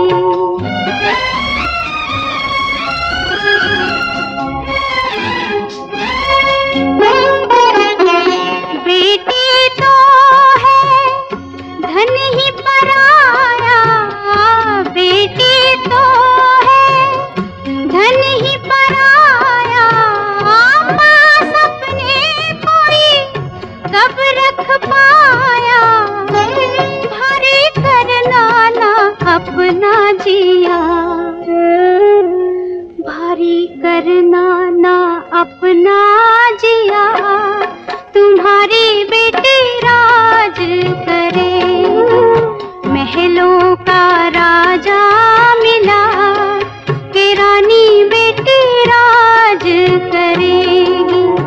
खुशी खुशी कर दो विदा, तुम्हारी बेटी राज करेगी, महलों का राजा मिला।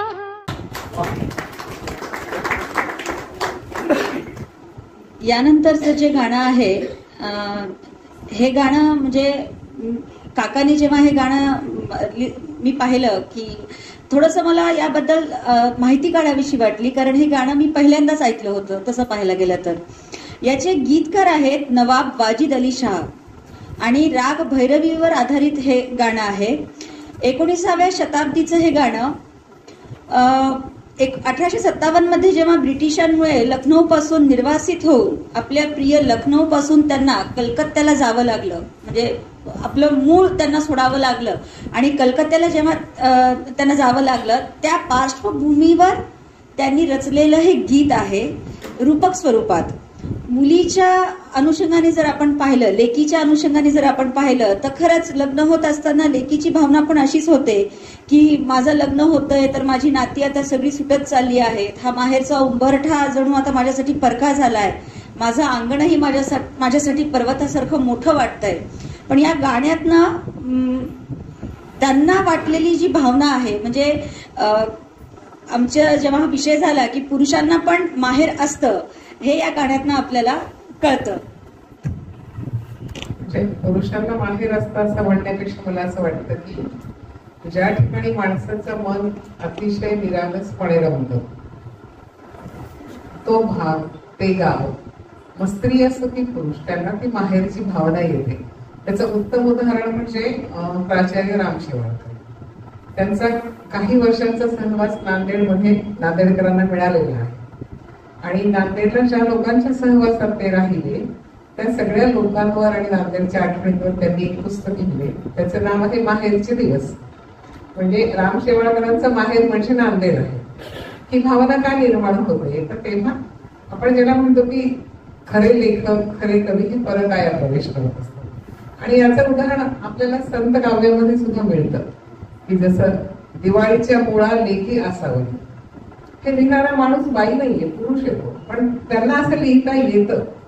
आणि अनेक संतांनी असं म्हटलेलं आहे. किंवा आपलं अतिशय प्रसिद्ध गाणं सगळ्यांना माहीत असलेलं लागा चुनरी में दाग छुपावं कैसे, त्याच्यामध्ये पण हीच भावना आहे. हे सासर ते माहेर आणि मग ते कसं तोंड दाखवू मी माझ्या वडिलांना की मी असं काहीतरी नीट वागले नाही, अशा अर्थाचं ते गाणं आहे. म्हणजे की ईश्वर म्हणजे तिथे मुलीचा बाप आणि मुलगी म्हणजे तो संत. अनेक संतांनी अशी वर्णनं केलेली आहेत. त्याचंच एक उदाहरण म्हणजे शेवाळकरांचं ते पुस्तक आहे माहेरचे दिवस. तर सांगण्याचा मुद्दा हाच होता की माणूस सुद्धा अनेक वेळेस अनेक स्थळांना माहेर संबोधू शकतो, कारण त्याच्या आठवणी असतात. शेवटी माहेर म्हणजे जिव्हाळा. बाबुल मोरा हे गाणं त्यांनी जरी त्यांचं गाव सोडत असताना लिहिलेलं असलं तरी ते लेखीचं विदाई गीत म्हणूनच इतकं अजरामर झालेलं आहे आणि तिथेच त्या गाण्याचं खरं कौशल्य श्रेय म्हणता येईल. आणि हे गाण्याची संकल्पना जेव्हा बाबांनी मला सांगितली त्यावेळेला मला सगळ्यात आधी हेच गाणं आठवलं होतं की बाबुल मोरा नयर छुटो जाय, हे आपल्या कार्यक्रमात बसेल बाबा गाणं.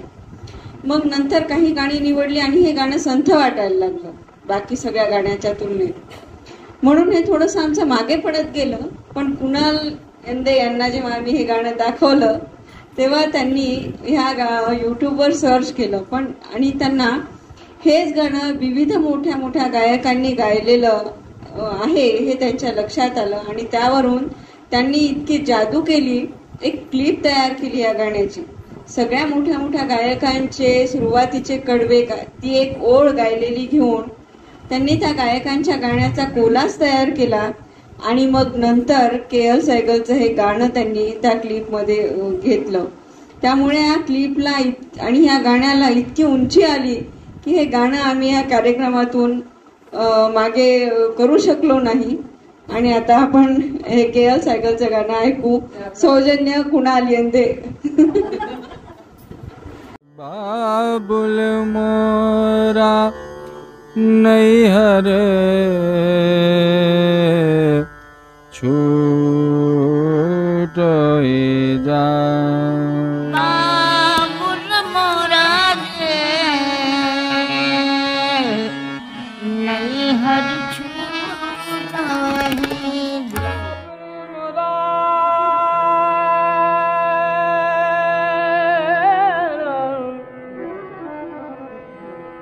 हरि फूटो ही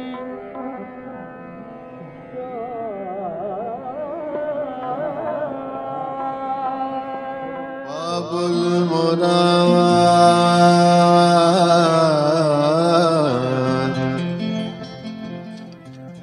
नैहर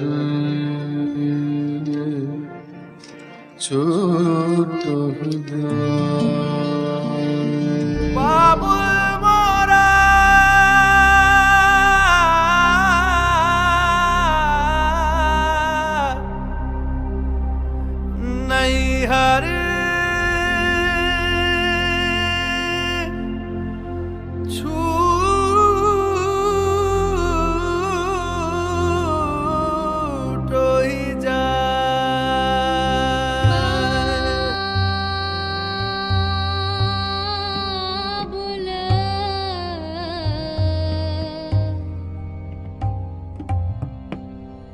बाबुल मोरा नैहर छूटो ही जा बाबुल मोरा नैहर छूटो ही जा बाबुल मोरा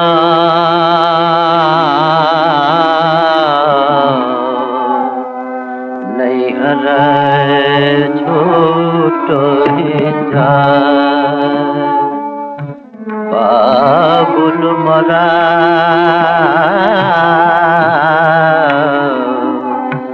नैहर छूटो ही जा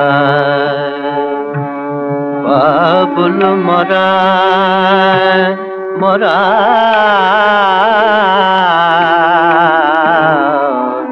नैहर छूटो ही जा बाबुल मोरा नैहर छूटो जाए बाबुल मोरा नैहर छूटो ही जाए चार कहार मिलाए मोरे डोलिया सजा मेरे चार कहार मिलाए मोरे डोलिया सजा में चार कहार मिलाए मोरे डोलिया सजा मेरे मोरा अपना बेगाना छूट जाए बाबुला मोरा नैहर छूट ही जाए अंगना तो पर्वत भया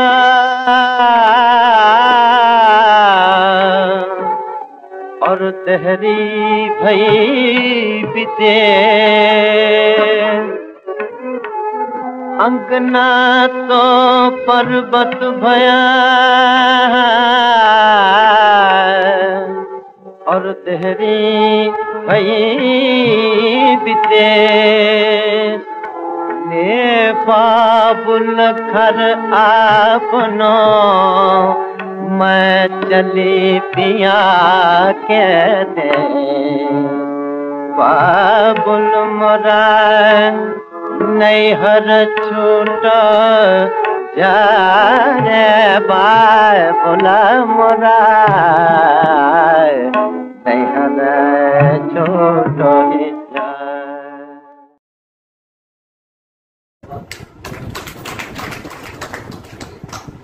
यानंतरचं मुलीची बिदाई यावर आधारितच पण थोडंसं वेगळ्या पद्धतीतलं आपण गाणं बघणार आहोत. नाही म्हणजे नेहमीच्या जे आपल्या काळातलं गाणं करेक्ट या गाण्यामध्ये सुरुवातीला काश्मीरी शब्द वापरली गेली आहेत, त्यामुळे गाणं ऐकण्यासाठी खूप छान वाटतं. आणि या गाण्याची जी ओळ आहे की बाबा में तेरी मलिका तुकडा हूं तेरे दिल का. मलिका हा शब्द तसा बघितला तर उर्दू, पण त्याला तोडीसतोड जो शब्द वडिलांसाठी वापरलाय तो पण बाबा, म्हणजे ही जे कॉम्बिनेशन आहे यामुळे गाण्याला थोडंसं वेगळेपण जाणवतं. हो रश्मी, तुला हा जो मल्लिका शब्द आवडला, तसाच या गाण्यामध्ये एक दर्द की दहलीज नावाचा शब्द आहे बघ. आणि दहलीज म्हणजे काय, तर दहलीज म्हणजे उंबरठा. लग्नानंतर प्रत्येक मुलीला माहेरचा सासरचा उंबरठा ओलांडावाच लागतो. परंतु याच्यामध्ये दर्द की दहलीज जे त्यांनी सांगितलं त्याच्यावरून मला हे जाणवलं की खरंच उंबरठा हा फक्त सासरचाच ओलांडायचा असा नसतो. आपल्या नेहमीच्या आयुष्यातला रोजच्या दैनंदिन गोष्टींमध्ये सुद्धा आपल्याला अशा खूप गोष्टी असतात, सीमारेषा असतात आपल्या. कधी दुःखातून सावरणं असतं, कधी एखाद्या कठीण प्रसंगाला तोंड देणं असतं, किंवा कधी विनाकारणच छोट्या छोट्या गोष्टींचं येणारं दडपण असतं. हे दडपण पार करणं, या सगळ्या गोष्टी दुःखातून सावरणं, याच्यातून पुढे पडणं, ही पण एक खऱ्या अर्थानं दहलीजच आहे जी आपण नेहमीच पार करत असतो. आणि त्या दहलीज पार करण्यासाठी अर्थातच आपले वडील आई आपल्याला साथ देत असतात. चित्रपट राजी, गीतकार आहेत याचे गुलजार आणि संगीतकार आहेत शंकर एहसान लॉय. वजह से खान मुझको दिल में रुखसात म्यान बाय जानो. वजह से खान मुझको दिल में रुखसात म्यान बाय जानो. वजह से खान मुझको.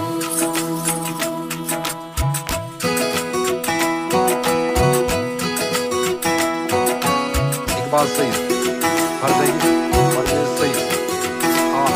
उंगली पकड़ के तूने चलना सिखाया था ना. दहलीज ऊंची है ये पार करा दे. बाबा मैं तेरी मलिका टुकड़ा हूँ तेरे दिल का. एक बार फिर से दहलीज पार करा दे. मुड़ के ना देखो दिलबरो दिलबरो. मुड़ के ना देखो दिलबरो. मुड़ के ना देखो दिलबरो दिलबरो. मुड़ के ना देखो दिलबरो.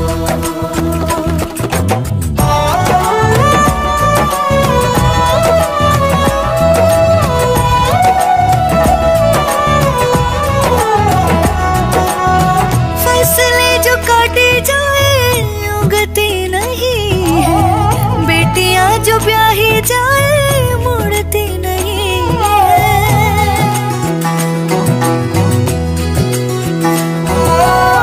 फसलें जो काटी जाए उगती नहीं है. बेटियां जो ब्याही जाए मुड़ती नहीं है.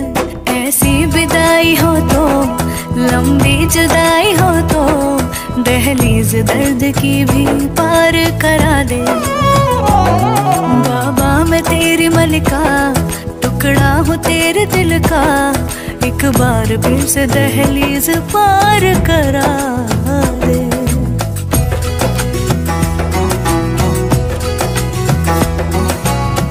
मेरे दिल बरो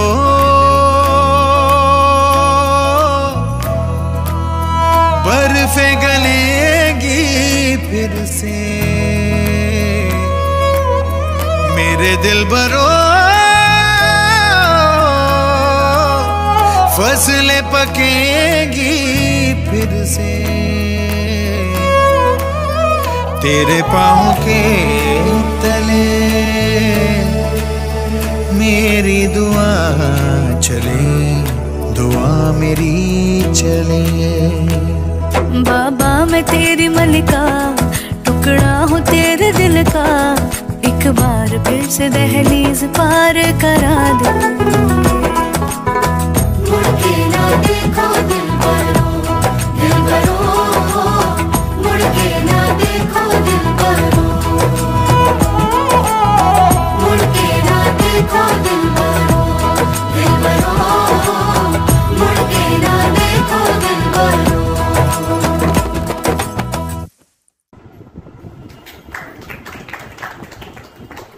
लेकीचं सासरी जाणं खरंच किती अवघड भावना आहे.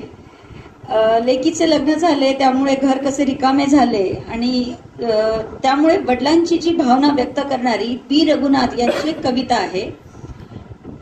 चंदनाच्या विठोबाची माय गावा गेली, पंढरी या ओसरीची आज ओस झाली.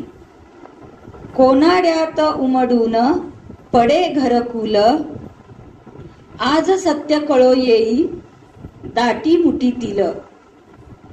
या कवितेसारखंच घरातील वातावरण होत असावं मुलीचं लग्न झाल्यानंतर. आता माहेर वाशिणीची गाणी आपण सुरू करणार आहोत. सासरी गेलेल्या मुलीला माहेरची ओढ लागते आणि माहेरची ओढ का लागत असावी सासरी गेलेल्या मुलीला याचं बहिणाबाईंनी खूप छान शब्दात वर्णन केलेले आहे. बहिणाबाईंची एक कविता आहे, आज माहेराला जाणं. या कवितेत त्यांना गोसावी विचारतो एकदा, सदा माहेर गाणं तुझ्या ओठी, माहेरून सासर आले कशासाठी. तेव्हा बहिणाबाई म्हणतात, अरे लागले डोहाळे सांगे शेतातली माती, लागले डोहाळे सांगे शेतातली माती, गाते माहेराचं गाणं लेक येईल रे पोटी. देरे देरे योग्या ध्यान ऐक काय मी सांगते, लेकीच्या माहेरासाठी माय सासरी नांदत. आणि जेव्हा माहेरी सासरी माय आपली नांदत असते त्यावेळेला आणि त्याच्यामुळेच मुलीला माहेरी येण्याची ओढ लागते. आता जे आपण गाणं बघणार आहोत ते गाणं असंच आहे. सासरी राहणाऱ्या मुलीला माहेरची ओढ लागलेली आहे. तिला सासरी राहून एक अशी कातर वेळ असते की आपलं माहेर आठवत राहतं, माहेरच्या छोट्या छोट्या गोष्टी आठवत राहतात. आता या गाण्यात पाहिलं तर तिला कपिला गाय आठवती आहे, तिला मागच्या अंगणातलं पारिजातकाचं झाड आठवत आहे की ज्याच्यात ती फुलं वेचायला तिला तिथे जावं वाटत आहे. असं खरंच माहेरच्या काण्याकोपऱ्यात प्रत्येक स्त्री फिरूनच येत असते. अगदी सुंदर शब्दांनी भावनांनी ओथंबलेलं हे गाणं, हे भावगीत सुमन कल्याणपूर यांच्या आवाजातील आहे. लग्न झाल्यावर माहेरासाठीची ओढ नंतरच्या ओळीत खूप प्रकर्षाने जाणवते. सुरुवातीला ती सांगते की माझ्या परसात, वाऱ्याला ती उद्देशून म्हणते की माझ्या परसात तू पिंगा घाल आणि माझ्या परसातला हा सुवास माझ्या माहेरी या सुवासाची तू बरसात कर. कारण लग्नानंतर लेकीला काळजी असते ती आई वडिलांची की ते सुखात आहेत की नाही, आणि आई वडिलांना काळजी असते आपल्या लेकीच्या सुखाची. तर ही जणू वाऱ्याला माध्यम करू पाहून सांगते आहे की तू माहेरी जा आणि त्यांना आश्वस्त कर की तुझी पोर सुखात आहे. आपण पाहूया सुमन कल्याणपूर यांच्या आवाजातील हे गाणं.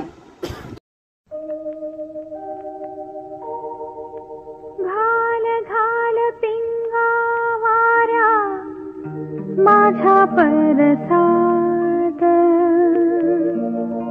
माहेरी जा सुवासाची कर बरसात, माहेरी जा सुवासाची कर बरसात.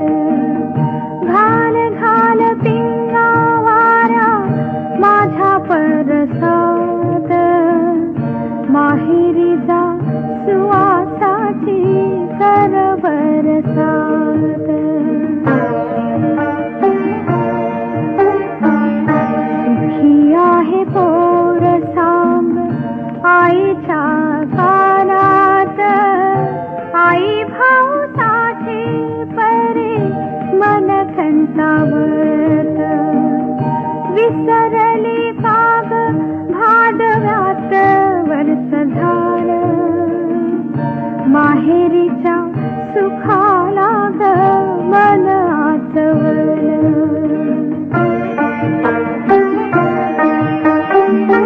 फिरून फिरून सय जीव वेडावतो, चंद्रकळेचा ग शेव ओला चिंब होतो.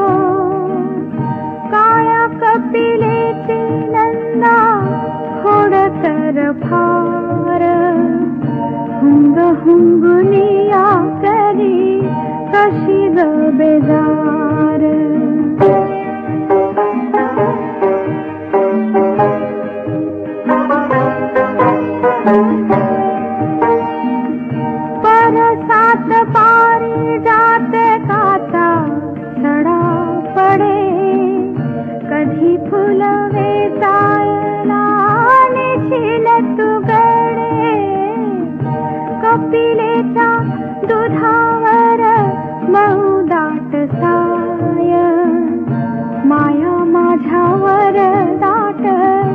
कशी तुझी माय. आले भरून डोळे पुन्हा गळाली दाटला, माऊलीच्या भेटीसाठी जीव व्याकुळला. घाल घाल पिंगा वारा माझ्या परसात, माहेरीचा सुवासाची कर बरसात.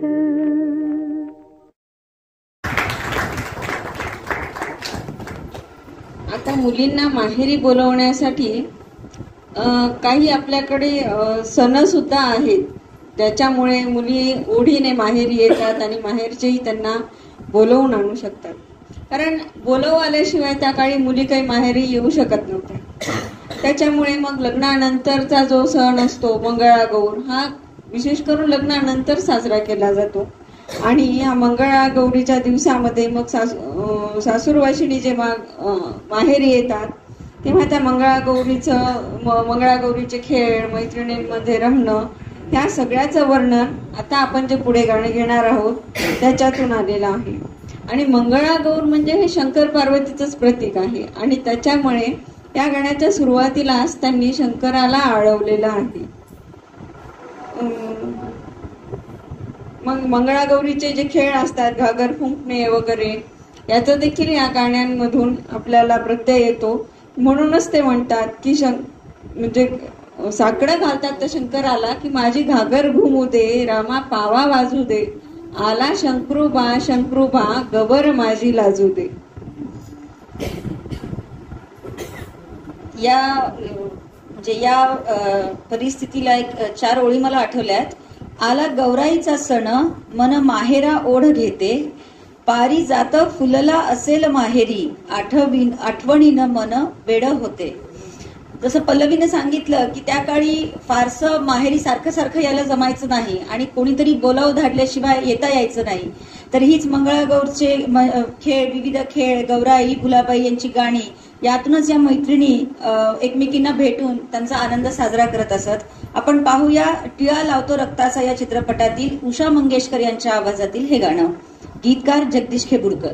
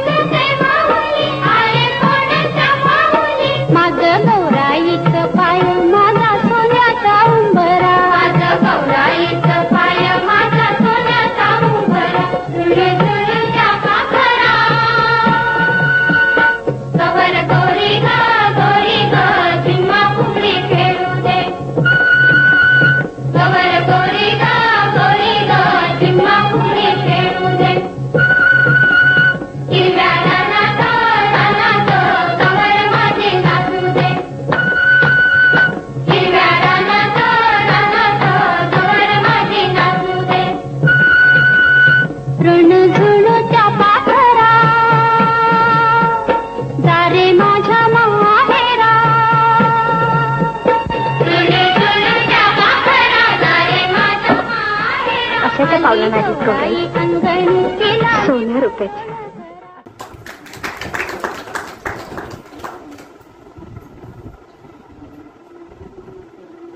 आता पुढचं गाणं आपण जे घेणार आहोत त्या गाण्यातून सासूरवाशिणीची आगतिकता दिसून येते. माहेरी तर यावंसं वाटतं, परंतु काही अपरिहार्य गोष्टी असतात, कारणं असतात की त्याच्यामुळे ती पटकन माहेरी येऊ शकत नाही. आणि ही आगतिक मनस्थिती या गाण्यात नूतनच्या मनातल्या ह्या भावना असतात, परंतु ह्या भावना व्यक्त करणारी ही दुसरी व्यक्ती आहे. तिच्याकडून हे गाणं म्हटलं गेलेलं आहे असं ह्या पिक्चरमध्ये चित्रित केलेलं आहे.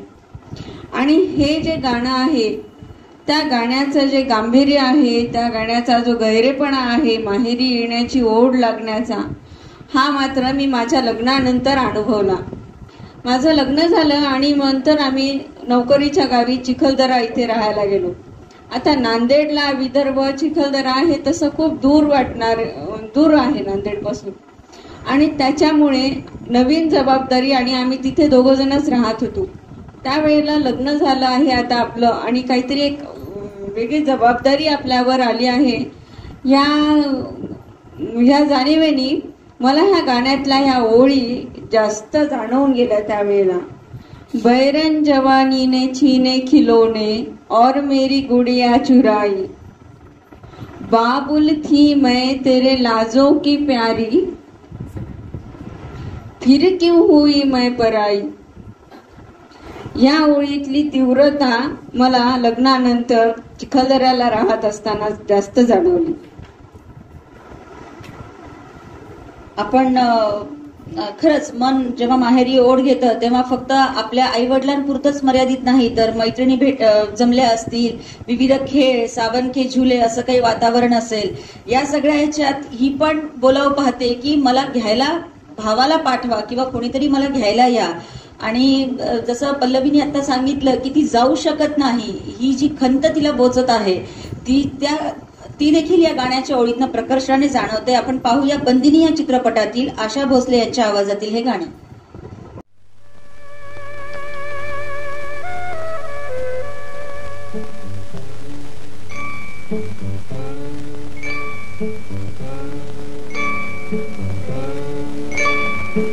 अब के बरस भेज भैया को बाबुल, सावन ने जो बुलाए रे, लौटेंगे जब मेरे बचपन की सखियाँ, दे जो संदेशा भेजा रे.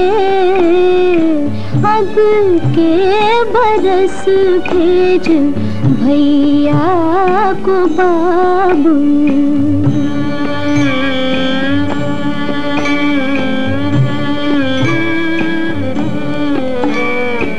अम्बुआ तले फिर से झूले पड़ेंगे, रिमझिम पड़ेंगी फुहारे, लौटेंगी फिर तेरे आंगन में बाबुल, सावन की ठंडी बहारें, छलके नयन मोरा कस के रे जियरा, बचपन की जब याद आए रे. अब के बरस भेज भैया को बाबू.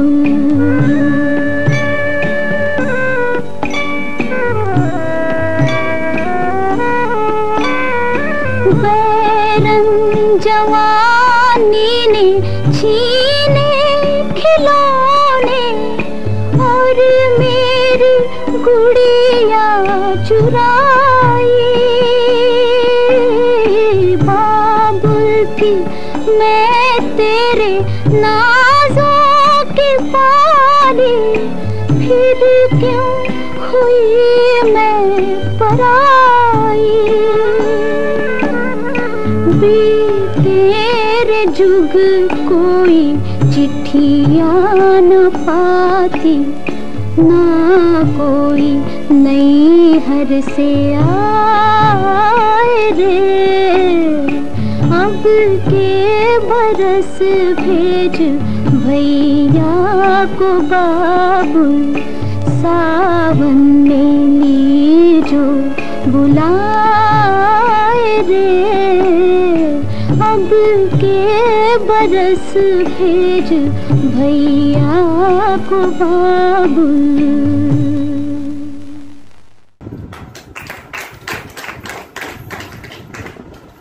मी चिखलदऱ्याला जात होते, जेव्हा राहत होते त्यावेळेला हे गाणं कसं जाणवलं ते मी तुम्हाला आता सांगितलं.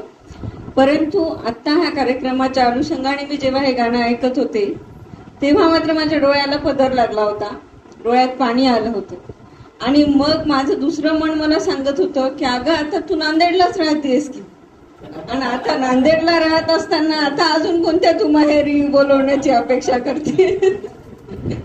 म्हणजे आपण सासरी आहोत हे आपल्या मनात इतकं मुरलेलं असतं की आपण माहेरी जरी असलो तरी आपण सासरचेच होऊन गेलेलो असतो. त्यामुळे हा पदर लागलेला असावा. त्यातल्या त्यात माणिकांनी भाग्यवान आहे, तुम्ही इथंच राहत नाही तर आमच्या डोळ्याला अधिक पदर लागते. पण या गाण्यामध्ये शैलेंद्रनं मुलीबद्दल अतिशय भावना छान येत आहे. चली कोणचे देश ती गाणी सुंदरी आहे, ते सुद्धा शैलेंद्र. आणि ती हतबल होऊन म्हणते की बैरन जवानी ने छीने खिलौनी और मेरी गुड़िया चुराई, बाबुल थी मैं तेरे नादों से पाली, फिर क्यों हुई पर. फार म्हणजे शैलेंद्र फार ग्रेट गीतकार आहे. बऱ्याच वेळेला असं होतं की लेक तर माहेरी येते, पण कधी कधी आई बाबाही तिला सासरी भेटायला जातात. आता सासरी लेकीला भेटायला गेल्यावर तिथून परतत असताना लेकीला वाटत असतं की वडिलांनी अजून राहावे. वडिलांचा पाय पण निघत नाही, पण जाणे तर भाग असते. या परिस्थितीचे वर्णन करणारी अतिशय सुंदर कविता आपण ऐकूया. मेघना, माझ्या लहान बहिणीने मेघना यंद हिनीच ती सादर केलेली आहे. तिच्या आवाजात आपण ही कविता ऐकूया. मुलीच्या सासरहून निघताना वडील आणि मुलींची होणारी अनाहूत उलघाल सुंदर शब्दात व्यक्त केली आहे चंद्रकांत देवताळे यांनी. त्यांची कविता बेटी के घर से लौटना, ज्याला मराठीत अनुवाद केले आहे श्री धर्मपुरीकर काकांनी.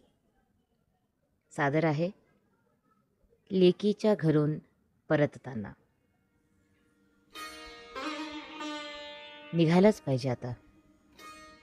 अवघडून बाप सांगत असतो सामान आवरताना. लेकीचा हट्ट असतो एखादा दिवस थांबून जा ना बाबा. बापाच्या अस्तित्वाला धक्का देणारा, जणू काही आभाळातून यावा असा लेकीच्या आवाजातला तो घोगरा स्वर. उसने हसू आणून बापाचे ते सांगणे, एवढे दिवस तर राहिलो. असं हे केव्हापर्यंत चालणार? किती शतकांपासून लेकी थांबवत असणार आपल्या पित्यांना. आणखी एक दिवस, आणि एक दिवस बापाचे जहाज बुडणार. परत जाताना लेकीच्या तशा आवाजात ढगांचे गडगडणे, बरसणे, डोळ्यांचा ओलावा, थकलेल्या कबुतरांचा घुमणारा कंठ. या थंडी आणि दमट हवेतून सावरत बापाला वाटत असतं जगात सर्वात कठीण असावं हे, लेकीच्या घरून परतणं.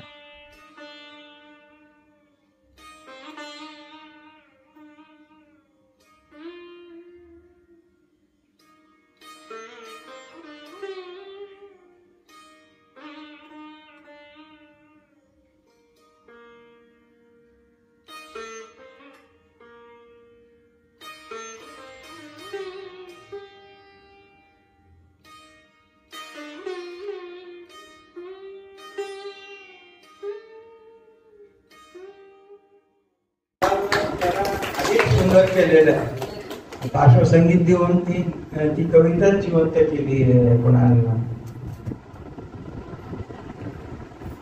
आता आपण जे गाणं पाहणार आहोत ते एक समूह गीत आहे आणि ते एक पारंपरिक समूह गीत आहे आणि जे मी तुमच्याकडूनही मी आत्ताच ऐकलं ह्या कार्यक्रमाच्याच अनुषंगाने. आता त्या गाण्याचं काही जबाबदारी तुमच्यावर आहे कारण मी लहानपणापासून हे काही गाणं ऐकलेलं नाही. ही सुद्धा एक पारंपरिक रचना आहे. जशी आपण बाबुल मोरा ऐकली. अमीर खुसरो हा संत कवी 12व्या-13व्या शतकात झालेला. याच्या रचना अनेक वर्षापासून कित्येक वर्षापासून विविध रचना विविध गायक गात आहेत. आपल्याला कल्पनाही नाही. त्याच्या काही रचनांचे सिनेमात सुद्धा गाणे आलेले आहेत, कव्वाल्या आलेल्या आहेत. छाप तिलक सब छीन ली मुझे नैना मिला के हे अमिर खुसरोंचीच रचना आहे. पुन्हा आणखी एक आहे काहे को ब्याही विदेश लखिया बाबुल मोरे ब्रॉजांमध्ये ही रचना आहे. ती सुद्धा लेखीतच गाणं आहे ते. आणखी एक आहे जे हाल मिस्किन मकुन बलरंजिश फारसी रचना. ही गाण्यामध्ये ही ओळ घेऊन गाण्यात घेतलेली आहे.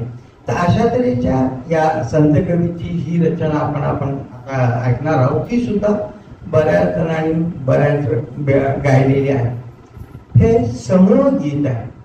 हे गायलेले आहे सुधा मल्होत्रा, कृष्णा कल्ले, पुष्पा पागधरे आणि दिलराज कौर यांनी. या गाण्याचं वैशिष्ट्य म्हणजे एक सुरात त्यांनी म्हटलेले. कोणीही दुसरा शब्द किंवा दुसरी ओळ न गाता चौघींनी एकाच पद्धतीनं म्हटलेलं आहे. दुसरं वैशिष्ट्य म्हणजे केवळ 6 ओळींचं हे गाणं आहे. पण गंमत पहा किती वर्षापासून म्हणजे 12व्या-13व्या शतकापासूनचं गाणं आज सुद्धा तितकंच गायला गेलेलं आहे. यात कन्या म्हणतात की अम्मा मेरे बाबा को भेजो जी हे सावन आया सावन आया. सावन आया हे पालुपद आहे या गाण्याचं. तर आईकडून सांगितलं जातं की बेटी दे रो बाबा तो बुडोली हे सावन आया सावन. बाप म्हातारा झालेला आहे. मग परत त्या म्हणतात की अम्मा मेरे भाई को भेजो.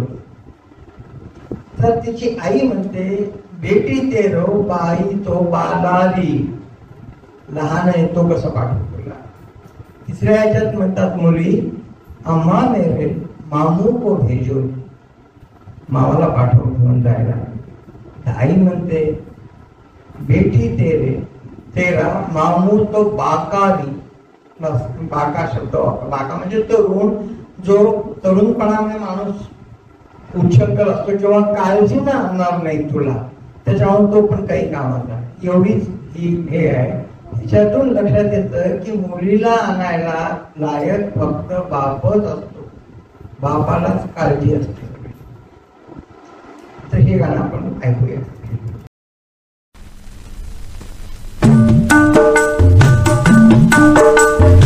अम्मा मेरे बाबा को भेजो जी. अम्मा मेरे बाबा को भेजो जी. ये सावन आया सावन आया. अम्मा मेरे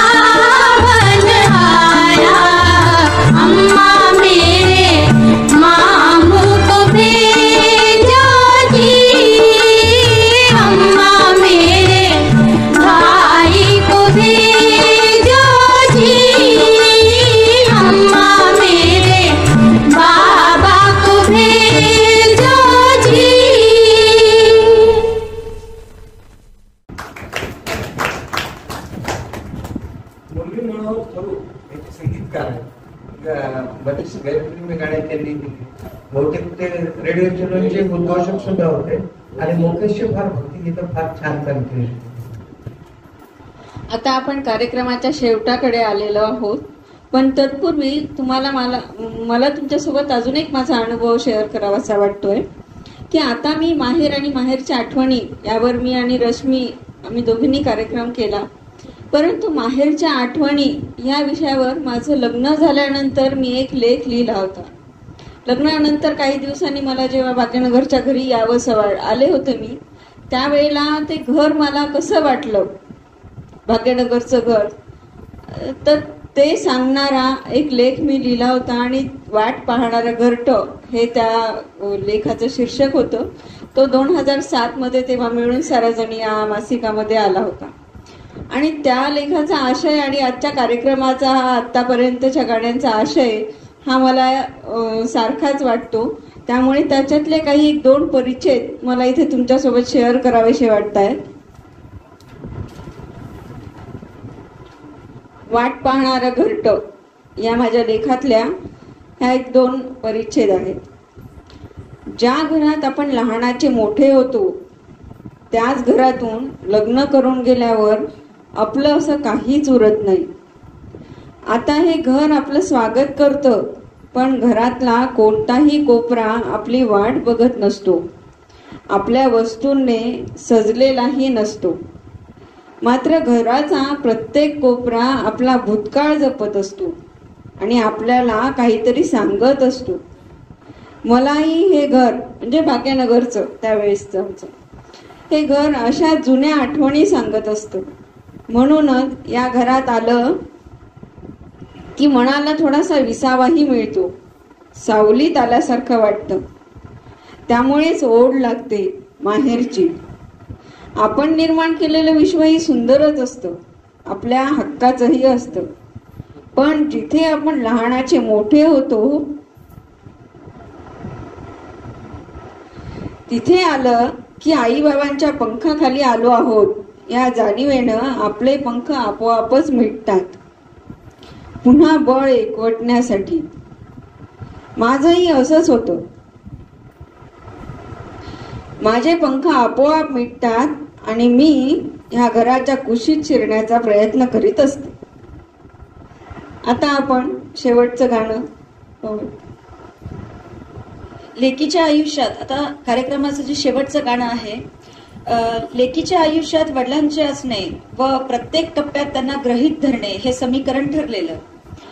लेकीला हा विश्वास असतोच की काहीही झालं तरी माझे बाबा आहेत आणि हेच मर्म उलगडणारं हे गाणं आपण पाहूया आणि आजच्या कार्यक्रमाचा समारोप या गाण्याने करूया.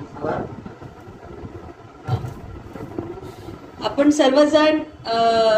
सर्वजण आज आवर्जून आलात आणि आमच्या कार्यक्रमाला प्रतिसाद दिलात त्याबद्दल आपल्या सर्वांचे आभार. आमच्या दोघींकडनं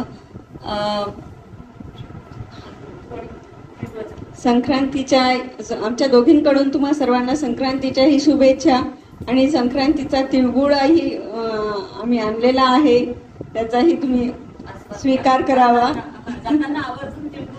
त्या तिळगुळाचाही तुम्ही आमच्याकडून स्वीकार करावा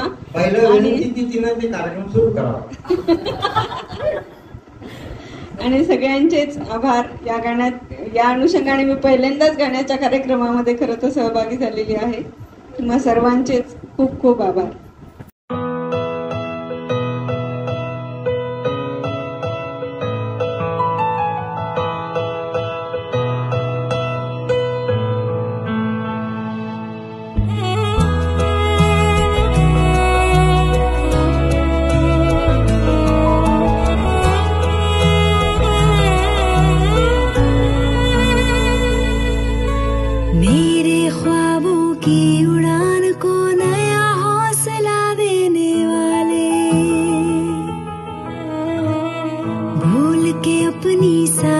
खुशियाँ मेरा हर गम लेने वाले, मेरे ख्वाबों की उड़ान को नया हौसला देने वाले, भूल के अपनी सारी खुशियाँ मेरा हर गम लेने वाले, साथ में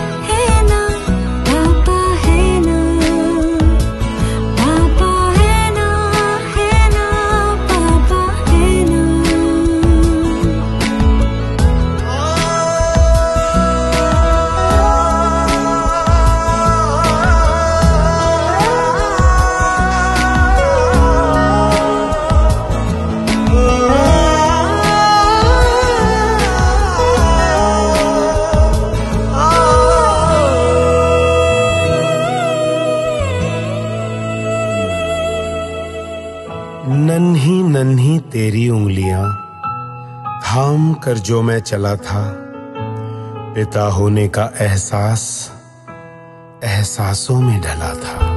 मैंने माना सख्त बड़े हैं इस जीवन के रास्ते, बेफिक्री में इन पे चलती हूँ मैं हंसते हंसते। कोई मुसीबत आई कभी तो पापा है ना पापा है ना, पापा है ना पापा है ना। खेल खेल में धम से गिर कर चोट लगी तो क्या, महंगे तोहफे पाने की उम्मीद जगी तो क्या, सही गलत में फर्क समझ ना पाती हूँ तो क्या, साथ समय के दौड़ दौड़ थक जाती हूँ तो क्या। रात रात भर पढ़ती मैं और कहा आप भी सोते थे, सूनापन जब खलता था तब वहाँ आप ही होते थे। खेल जिंदगी का हो जो भी हारूंगी मैं ना, पापा है ना पापा है ना, पापा है ना पापा है ना, पापा है ना पापा है ना,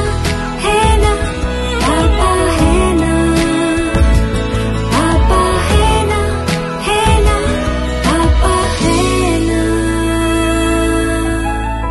महफूज तुम्हें मैं रखूंगा, हर तूफान से लड़ जाएंगे, हैं जड़ें बड़ी मजबूत मेरी, जिंदगी हंस के बिताएंगे।